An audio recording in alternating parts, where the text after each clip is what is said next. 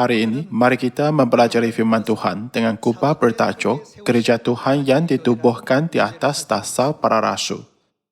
Gereja Tuhan kita ditubuhkan oleh Yesus dan banyak diusahakan oleh para rasul. Kemudian, kira-kira abad keempat, hari Sabat dan Paskah lenyap. Dan peraturan untuk menyembah Tuhan diubah menjadi peraturan agama lain secara beransur-ansur. Memandangkan tiada cahaya, sejarah gereja memanggil ini zaman kegelapan. Selepas zaman kegelapan yang panjang, Kristus An Sang Hong datang ke bumi pada tahun 1918 untuk menyelamatkan anak-anaknya. Pada tahun 1948, pada umur 30 tahun, dia memulakan kerja penginjilan zaman Roh Kudus seperti ramalan. Apabila ranting-ranting pokok ara melembut dan mulai bertunas, kamu tahu bahawa anak manusia sudah di ambang pintu. Pada tahun 1985, iaitu tahun ke-37 ramalan Daud, dia memenuhi misi takhta Daud dan naik ke syurga. 4 tahun sebelum kenaikannya, Bapa An Sang Hong meramalkan bahawa Kristus yang datang kali kedua harus memenuhi 37 tahun pelayanan Injil dan mati secara fizikal dalam kapal mingguan agama. 4 tahun kemudian, dia meninggal dunia menurut ramalan. Menurut ramalan Alkitab, siapakah yang diciptakan apabila Adam tidur nyenyak? Hawa diciptakan. Seperti ramalan, Bapa mengajar dan mengingatkan anak-anaknya tentang kewujudan Ibu Syurgawi. Dia menulis, Elisa mengikut Elia, Yosua mengikut Musa, Petrus mengikut Yesus, dan aku mengikut Ibu. Dia mencatatkan isi tersebut dan meninggalkan ajaran-ajaran yang berharga ini untuk anak-anaknya. Selepas itu, Gereja Tuhan bersungguh-sungguh menempuh jalan penginjilan selama kira-kira 40 tahun di bawah pimpinan dan kepimpinan Ibu Syurgawi. Walaupun kita ialah anak Tuhan, Tuhan berkata bahawa pasti akan ada hari-hari perkabungan. Kadangkala kita dihina, difitnah dan dicemuh. Namun, ada ramalan dan ajaran Alkitab bahawa Tuhan akhirnya pasti akan memberi kita hari sukacita, kemuliaan dan kegembiraan. Bapa datang ke bumi ini dan pada tahun 1964, dia memulihkan nama gereja tepat seperti yang tertulis dalam Alkitab. Jadi, Gereja Tuhan ditubuhkan di bawah pimpinan serta kepimpinan Bapa dan Ibu Syurgawi. Injil sedang diberitakan di Samaria dan sampai ke hujung bumi seperti ramalan Alkitab. Gereja Tuhan yang bermula di tempat kecil seperti bilik atas Markus kini menyebarkan Injil bukan hanya di Korea, tetapi juga di seluruh dunia di bawah berkat Bapa dan Ibu. Di setiap negara, orang berbangga dengan universiti yang terkenal dan institusi yang penting. Jika anda ialah ahli pertubuhan seperti itu, orang akan memandang tinggi terhadap anda. Malaikat-malaikat di syurga paling mencemburui siapa? Ada tertulis bahawa mereka paling mencemburui umat gereja Tuhan yang mematuhi perjanjian baru, bukan raja-raja di dunia. Mereka tidak mencemburui sarjana yang terkenal maupun doktor atau profesor yang terkenal.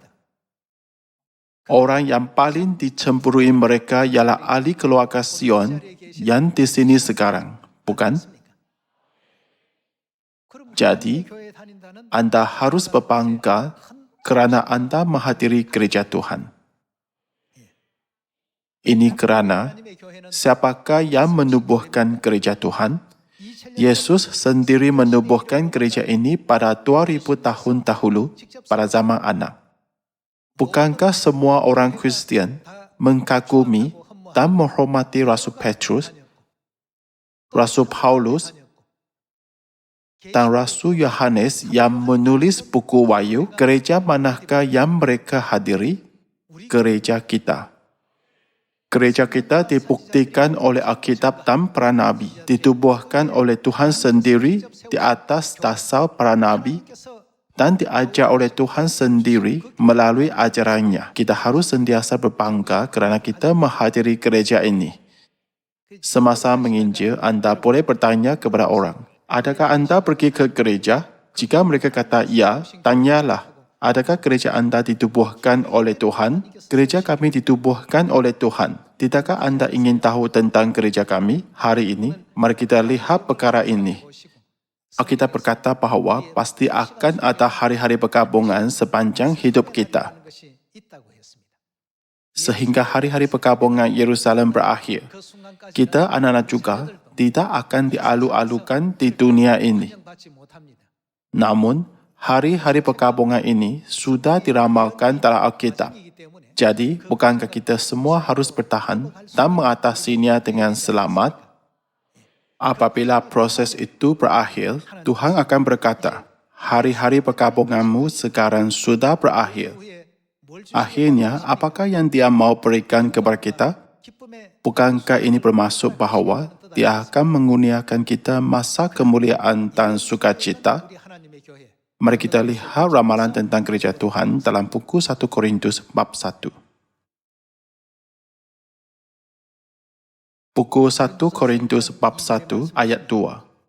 Kepada jemaat Tuhan di Korintus, iaitu mereka yang dikuduskan dalam Kristus Yesus dan yang dipanggil menjadi orang-orang kudus, dengan semua orang di segala tempat yang berseru kepada nama Tuhan kita, Yesus Kristus.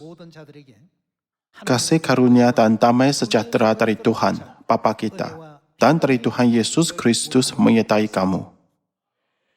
Apakah nama gereja di Korintus? Nama gereja itu ialah Gereja Tuhan.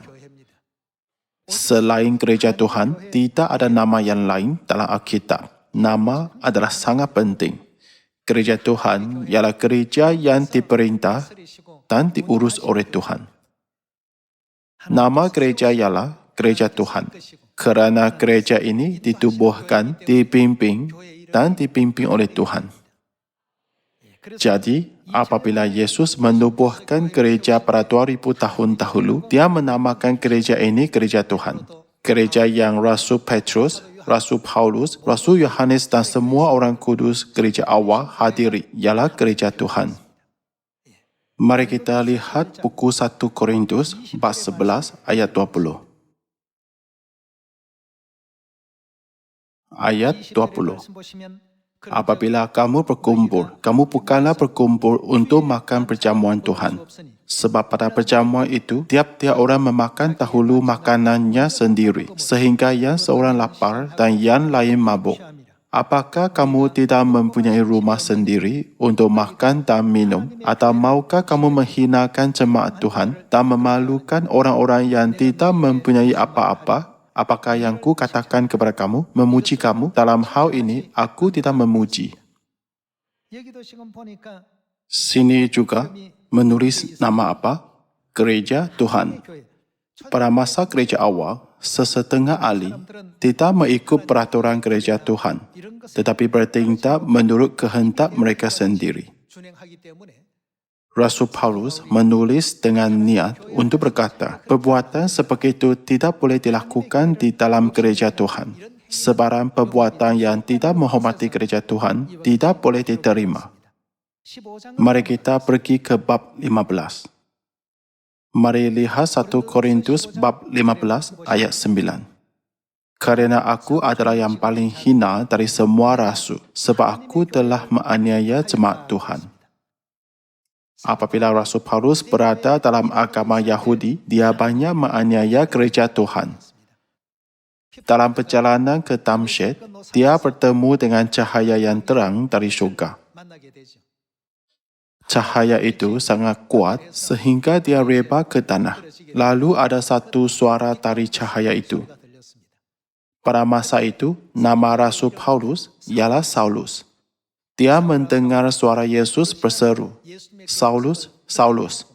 Dia menjawab, "Siapakah engkau, Tuhan?" "Akulah Yesus, orang Nazaret yang kau aniaya itu." Paulus terkejut. Sebelum itu, dia menyangka bahawa dia hidup menurut kehendak Tuhan. Namun sebenarnya dia berada di barisan depan untuk menganiaya orang yang hidup menurut kehendak Tuhan.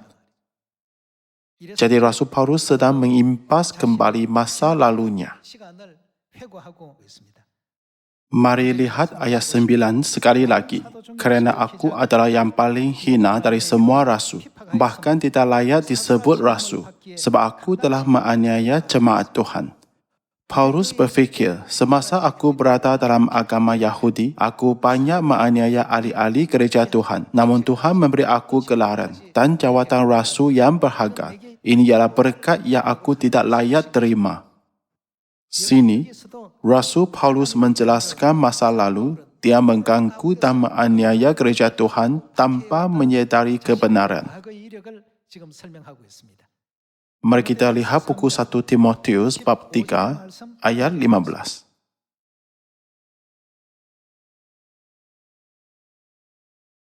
Bab 3 ayat 15.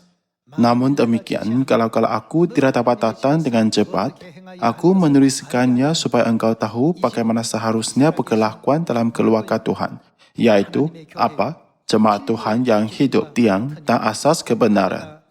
Tidak dapat dinafikan betapa mulianya rahsia iman." Apabila kita melihat semua firman ini, apakah nama gereja awal yang ditubuhkan oleh Yesus Kristus? Gereja Tuhan.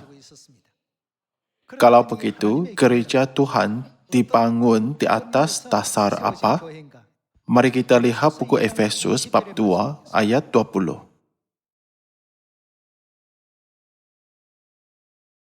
Bab 2 ayat 20. "Dibangun di atas dasar para rasul dan para nabi, dengan Kristus Yesus sebagai batu penjuru. Di dalam dia tumbuh seluruh bangunan, rapi tersusun menjadi bait Tuhan yang kudus di dalam Tuhan. Di dalam dia, kamu juga turut dibangunkan menjadi tempat kediaman Tuhan di dalam roh." Apakah gereja yang dibangun di atas dasar iman para rasul dan para nabi, atas kebenaran yang mereka pelajari dan terima? Gereja Tuhan. Yesus menubuhkannya seperti itu. Kristus menubuhkan gereja yang diramalkan di seluruh Alkitab dan yang masa depannya terjamin. Dia juga menubuhkan gereja Tuhan sebagai tempat yang paling penting demi keselamatan manusia. Jadi, kita harus sentiasa berbangga dengan gereja kita. Mari kita lihat buku Matius bab 16 ayat 15.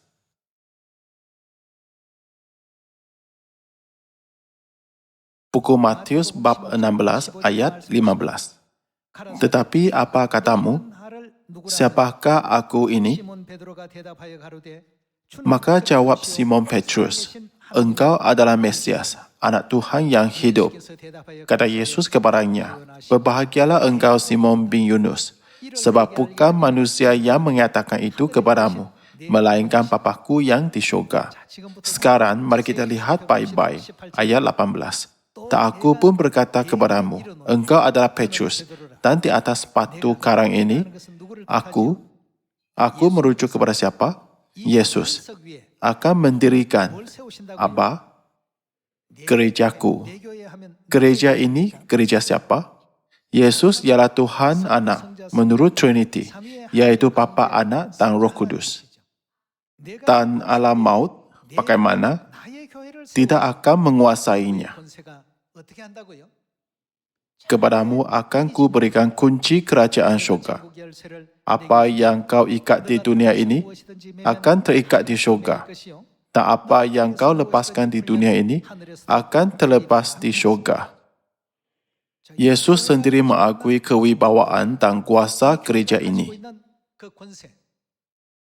Apabila kita melihat semua ciri-ciri ini dalam buku Matius bab 16, kita dapat melihat bahawa Yesus memberkati Petrus dengan berkata, "Engkau ialah Petrus, dan di atas batu karang ini, aku akan mendirikan gerejaku."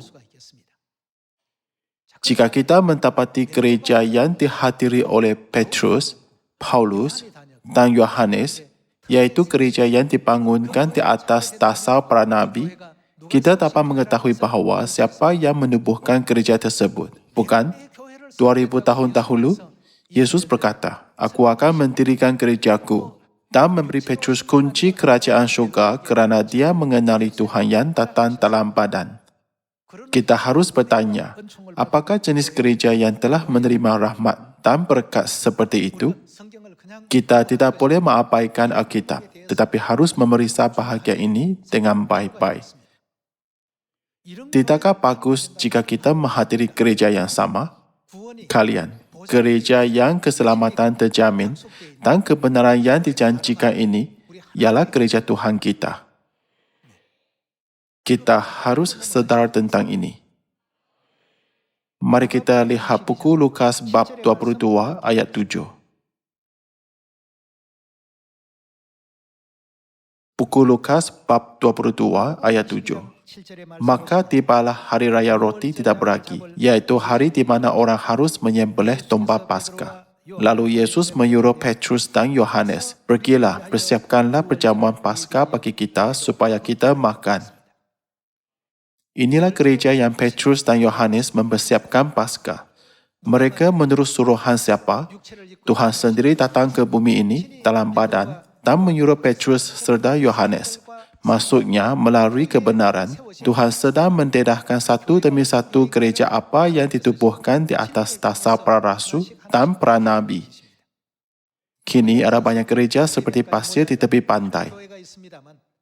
Namun, antara banyak gereja di dunia, gereja manakah yang menghargai Paskah, menghormati hukum kebenaran yang diberikan oleh Tuhan dan mematuhi perintahnya dengan setia? Hanya gereja Tuhan. Mari teruskan belajar firman Tuhan. Ayat 14. Ketika tiba saatnya, Yesus duduk makan bersama-sama dengan rasul-rasulnya. Katanya kepada mereka, "Aku sangat rindu makan Paskah ini bersama-sama dengan kamu sebelum aku menderita." Makan Paskah bermaksud merayakan Paskah, bukan? Ini kerana dalam peraturan Paskah, kita harus makan daging anak manusia dan minum darahnya. Yesus sangat ingin makan Paskah. Gereja yang ditubuhkan di atas dasar para rasul dan para nabi haruslah gereja yang juga ingin menyambut Paskah. Namun, adakah gereja lain menyambut Paskah? Tiada gereja lain yang menyambut Paskah. Maksudnya, inilah bukti bahawa gereja-gereja lain bukanlah gereja yang ditubuhkan oleh Yesus di atas dasar para rasul dan para nabi, bukan? Paskah ialah kebenaran yang ditubuhkan oleh Yesus dan dia teringin mau menyambut Paskah. Bukankah itu kebenaran yang hanya dapat dijumpai di Persatuan Misi Dunia Gereja Tuhan? Teruskan dengan ayat 19. Ayat 19. Lalu yang mengambil roti mengucap syukur, katanya, "Inilah tubuhku yang diserahkan bagi kamu. Perbuatlah ini menjadi peringatan akan aku." Yesus berkata, sambutlah Paskah untuk bagaimana? Inilah peraturan, hukum dan perintah yang ditubuhkan oleh Yesus. Apakah kebenaran yang harus dimiliki oleh gereja yang ditubuhkan oleh Yesus, dihadiri oleh para rasul dan didirikan di atas dasar para rasul? Gereja itu harus ada kebenaran Paskah. Hari ini, walaupun ada banyak gereja seperti pasir di pantai yang mendakwa bahawa mereka mempercayai Tuhan, mereka tidak menyambut Paskah. Mengapakah Yesus datang ke bumi ini? Dia datang untuk menyelamatkan kita. Jika Paskah ialah kebenaran yang tidak berkaitan dengan keselamatan kita, adakah dia perlu begitu teringin untuk menyambut Paskah? Mari kita lihat ayat 20. Demikian juga dibuatnya dengan cawan sesudah makan. Ia berkata, dia mengambil air anggur Paskah dan berkata, cawan ini adalah apa? Perjanjian baru oleh darahku yang ditumpahkan bagi kamu. Apakah nama gereja yang ditubuhkan berdasarkan kebenaran ini? Gereja Tuhan. Saya percaya bahawa anda dan saya harus berseru dengan berani. Inilah gereja yang kami hadiri. Dan cepat menyebarkan kebenaran ini kepada semua orang di seluruh dunia agar manusia dapat dipimpin kepada keselamatan. Pada hari Paskah, Yesus berkata, cawan ini adalah darah perjanjianku yang ditumpahkan bagi banyak orang untuk pengampunan dosa. Anda ingat kebenaran ini yang tertulis dalam buku Matius 46. Betul? Mari kita cari makna upacara ini. Buku Efesus bab 2. Buku Efesus bab 2 ayat 11. Kerana itu, ingatlah bahawa dahulu kamu sebagai orang-orang bukan Yahudi menurut daging yang disebut orang-orang tak bersunat oleh mereka yang menamakan dirinya sunat, iaitu sunat lahiriah yang dikerjakan oleh tangan manusia. Bahawa waktu itu kamu tanpa Kristus tidak termasuk kewargaan Israel dan tidak mendapat bahagian dalam ketentuan-ketentuan yang dijanjikan, tanpa pengharapan dan tanpa Tuhan di dalam dunia. Tetapi sekarang di dalam Kristus Yesus, kamu yang dahulu jauh sudah menjadi dekat. Oleh apa? Oleh darah Kristus. Ketentuan-ketentuan yang dijanjikan yang berkaitan dengan darah Kristus adalah sangat penting. Dulu, kita ialah pendatang dan orang asing, tetapi sekarang kita sudah menjadi dekat oleh darah Kristus.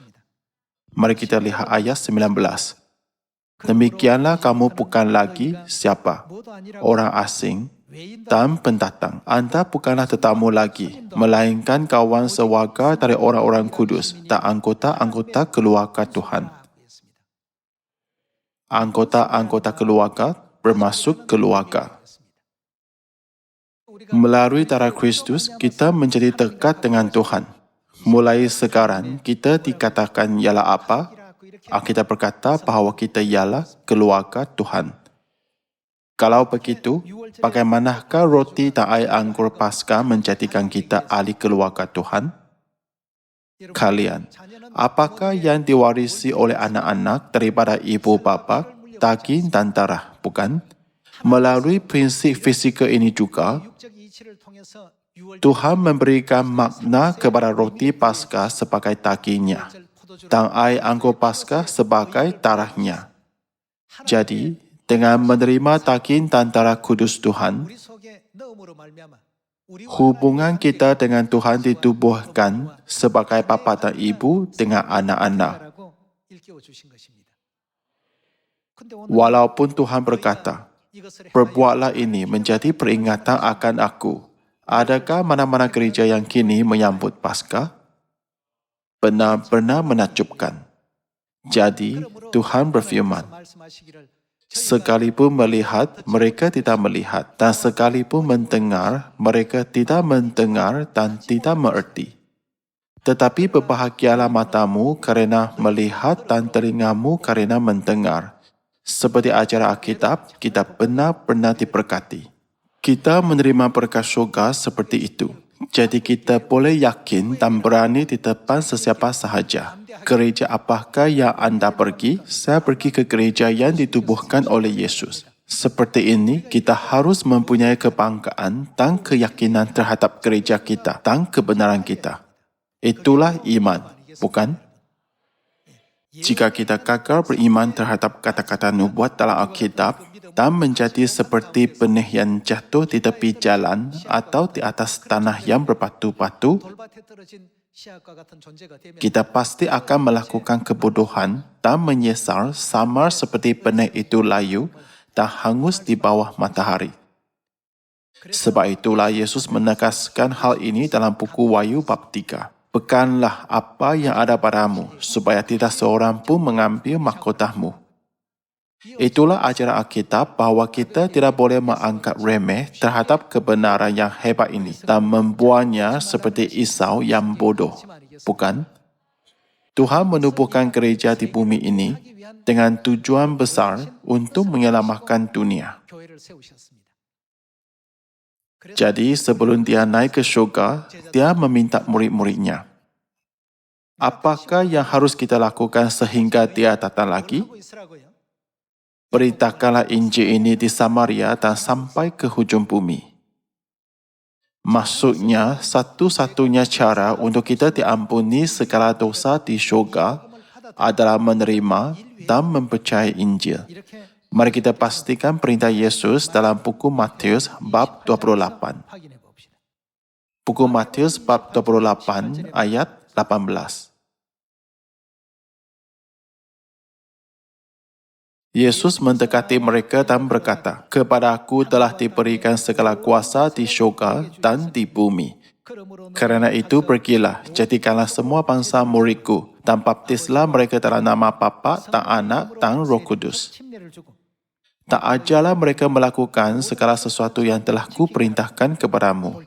Dan ketahuilah, aku menyertai kamu senantiasa sampai kepada akhir zaman."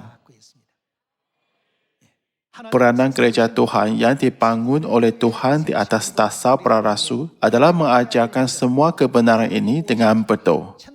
Apa itu keselamatan, apa itu syurga, dan sama ada neraka wujud atau tidak, kepada roh-roh yang malang yang hidup tanpa mengetahui semua ini, dan mempimpin mereka untuk hidup soleh, benar, dan baik di bumi ini. Yesus memerintahkan gerejanya supaya mengajar manusia bahawa kehidupan bumi diberikan kepada mereka untuk bertaubat dan diampunkan segala dosa yang mereka lakukan di syurga, agar mereka dapat menjalani kehidupan bersyukur kepada Tuhan, memuliakan dan memuji Dia setiap hari. Jadi, kita harus ajar semua orang di dunia yang tidak tahu tentang ini. Sesetengah orang tidak percaya walaupun saya mengajar mereka. Mereka menganggap saya pelik. Kalian, kita sedang melakukan kerja Tuhan sama ada orang memandang kita dengan pandangan yang pelik atau dengan mata yang mesra. Bukankah tertulis bahawa Tuhan akan membalas setiap orang menurut perbuatan mereka pada hari kerja mulia Tuhan diselesaikan? Apabila kita melihat buku Matius 24 ayat 14, apakah yang dikatakan tentang Injil Kerajaan Tuhan? Injil akan diberitakan di seluruh dunia. Injil pasti akan diberitakan di mana-mana sahaja melalui bibir sesiapa sahaja. Injil kita tidak akan gagal. Jadi, marilah kita selamatkan dunia dan pimpin dunia dengan betul melalui Injil ini. Saya berharap bahawa semua ahli keluarga Sion kita akan selalu memberikan banyak kesyukuran dan kemuliaan kepada Tuhan Elohim di gereja yang ditubuhkan oleh Tuhan. Jika kita tidak bertindak, dunia tidak dapat diselamatkan. Tuhan telah menetapkan hanya satu gereja yang dapat menyelamatkan dunia. Apakah gereja itu? Persatuan Misi Dunia Gereja Tuhan. Jadi, Tuhan menubuhkan gereja Tuhan pada tahun 1964 semasa beribadah di tempat yang kecil seperti bilik atas Markus. Dia selalu menegaskan Injil kerajaan ini akan diberitakan di seluruh dunia. Marilah kita merenungi sekali lagi ajaran-ajaran yang diajar oleh Bapa dengan sungguh-sungguh, dengan segenap hati dan jiwa dan kekuatan. Marilah kita buat yang terbaik dan maju bersama-sama. Marilah kita juga banyak menyatakan kemuliaan Tuhan. Tiada gereja lain selain gereja Tuhan yang menyambut Paskah, hari Sabat dan semua peraturan perjanjian baru tepat seperti perintah Tuhan. Gereja Tuhanlah satu-satunya yang semuanya selaras dengan Alkitab. Namun mengapakah orang memfitnah dan menentang gereja Tuhan? Pada masa keterangan Yesus yang pertama, gereja Tuhan juga difitnah. Ahli-ahli gereja Tuhan tidak berbuat jahat. Ketika orang lain menyambut Paskah dengan menyembelih anak domba, Yesus mengisytiharkan perjanjian baru melalui roti dan air anggur Paskah. Pada hari Sabat, ketika orang lain tidak berbuat apa-apa, murid-murid Yesus memetik bulir gandum dan makan. Dan Yesus melakukan kerja seperti menyembuhkan orang sakit pada hari Sabat. Sebab itulah Yesus berkata, jika seorang dari antara kamu mempunyai seekor domba dan domba itu terjatuh ke dalam lubang pada hari Sabat, tidakkah ia akan menangkapnya dan mengeluarkannya? Kerana itu boleh berbuat baik pada hari Sabat. Dia hanya memberikan ajaran yang terbaik kepada kita. Walaupun mereka bermulut, mereka tidak dapat berkata apa-apa. Dengan cara beginilah dia memimpin gereja awal. Pada abad keempat, syaitan mengubah waktu dan hukum menurut ramalan Alkitab. Oleh itu, untuk menyelamatkan manusia buat kali kedua, Bapa dan Ibu Syurgawi datang ke Korea, di hujung bumi di timur, memulihkan kebenaran dan memimpin gereja menurut hukum perjanjian baru. Paskah yang diajarkannya bukan hukum perjanjian lama. Adakah Yesus tokoh dalam perjanjian lama? Dalam perjanjian baru, apakah yang Yesus katakan tentang sambutan Paskah? Dia sangat ingin menyambutnya. Apakah yang Yesus katakan tentang orang yang memanggil dia Tuhan, Tuhan, tetapi tidak mengikut teladannya? Kamu memuliakan aku dengan bibirmu, padahal hatimu bagaimana? Hatimu jauh daripadaku. Sebab itulah dia berkata, ngialah daripadaku, kamu yang mungkar. Namun, apakah yang akan bapa dan ibu katakan kepada semua anak Sion? Anak-anakku yang dikasihi, aku melihat kamu dari syurga. Kamu telah berusaha untuk mematuhi perintahku dan mengikut firmanku. Walaupun dunia mengejek, mencemooh dan menganiaya kamu. Jadi biarlah kamu masing-masing diberkati menurut perbuatanmu. Tidakkah hati anda berdebar-debar apabila anda memikirkan ini? Dengan sedikit usaha dan kekuatan lagi, semoga semua ahli keluarga Sion kita bersedia untuk menyambut Bapa. Saya minta agar anda semua mengabdikan diri untuk menyebarkan Injil kerajaan ini di Samaria dan sampai ke hujung bumi. Dengan ini saya tamatkan khotbah hari ini. Sekian, terima kasih.